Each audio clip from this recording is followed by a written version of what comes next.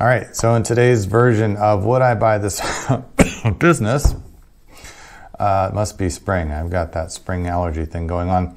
We have a successful automotive service center. It says successful, let's see.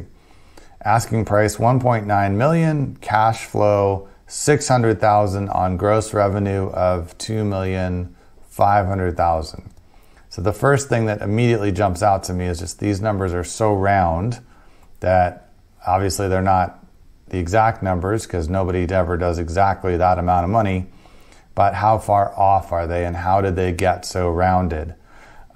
This is one of those things a business broker really should be presenting accurate financials on these listings. If the business broker is rounding, it means they probably didn't look at the real numbers from the seller, or the seller doesn't even have real numbers to show. So that's kind of an immediate red flag about the viability of this listing.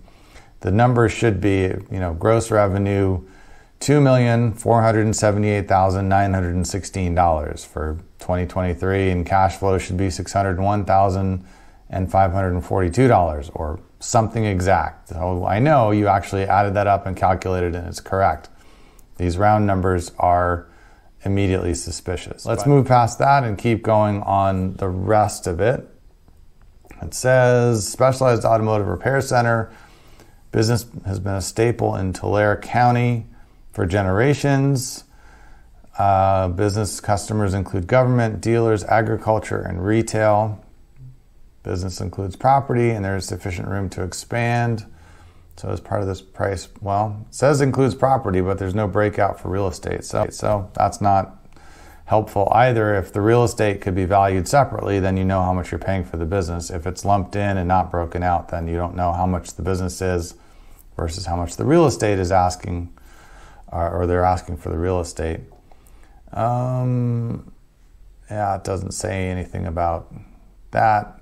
It doesn't say how many employees there are or anything else. It says there's current management willing to stay on. So this one is just kind of thin on the details. I certainly think that automotive repair is going to be a viable business for the next many decades.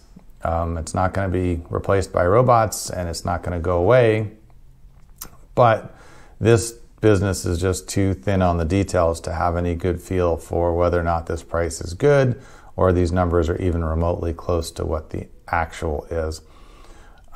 So I would definitely be investigating a lot more before even considering spending too much time on this business without knowing if this is even remotely close to what it's actually doing.